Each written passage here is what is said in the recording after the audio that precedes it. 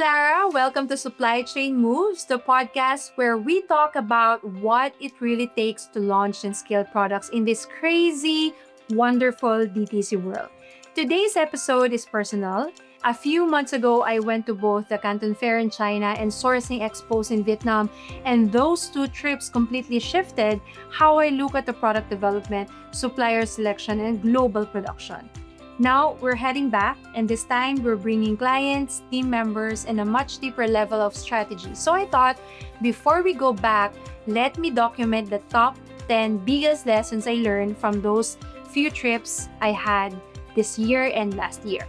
These are real, practical, founder-to-founder lessons, the kind I wish someone had told me before I stepped into my first massive fair hall. So let's jump in. Lesson number 1, the confidence gap is real and it's strategic.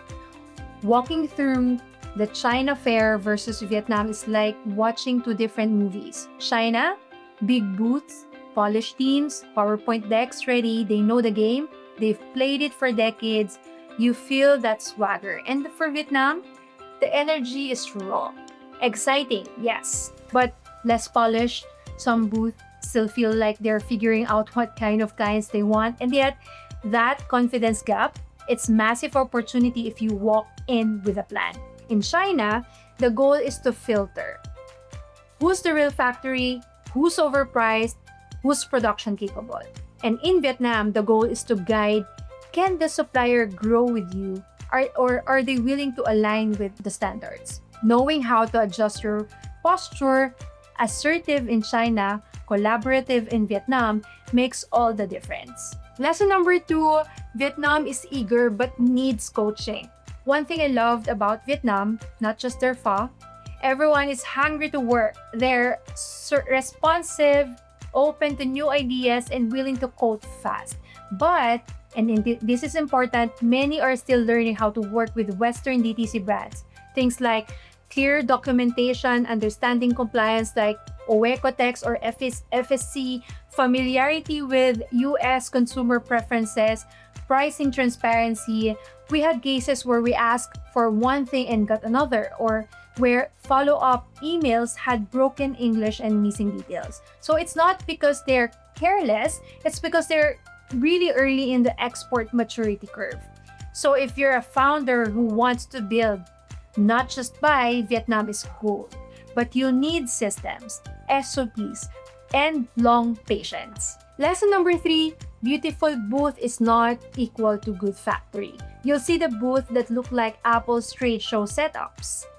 Neon lighting, video screens, uniform reps, and then you find out they don't actually own the factory.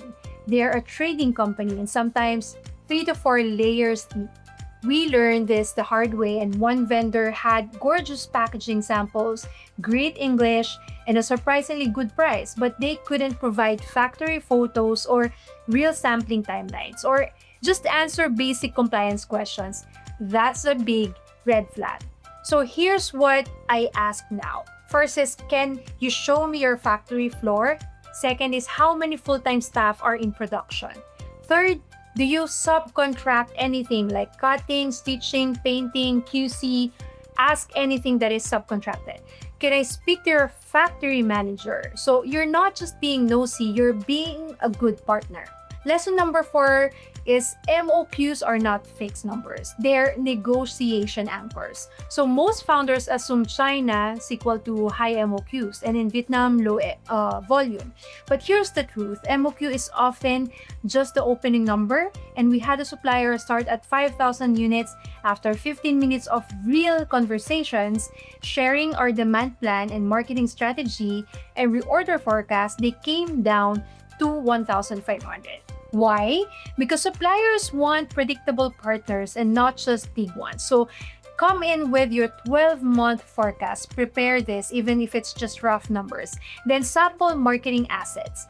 A clear calendar for planned POs. When they see your seriousness, they flex. And honestly, most other buyers don't even bother doing that. So going to lesson number 5, don't just collect catalogs. Come with sourcing scorecard. At my first fair, I made the classic mistake of walking booth to booth, collecting business cards, taking pictures, getting catalogs, saying thanks, well, we will email. Then I got home, forgot who was who. It was a massive fair. It was 3-4 huge buildings, so you will really forget. Now we bring a score sheet. A scoring sheet. Each vendor gets rated live on responsiveness, price flexibility, sampling terms, factory transparency, communication style.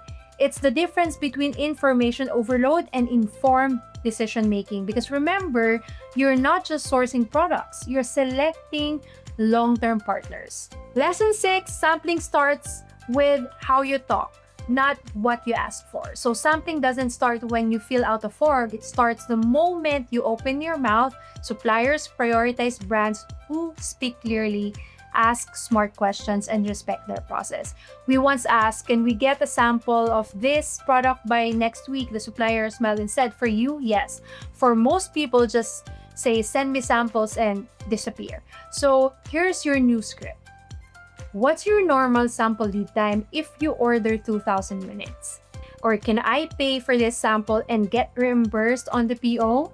Or what's your prototyping process? Do you have a tech pack template? Be someone they want to work with, and you'll get better samples and faster. Lesson number 7, China versus Vietnam. Use both to your advantage. Here's the real move.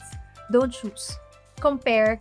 And at the last fair, we found the same water bottle in China and Vietnam.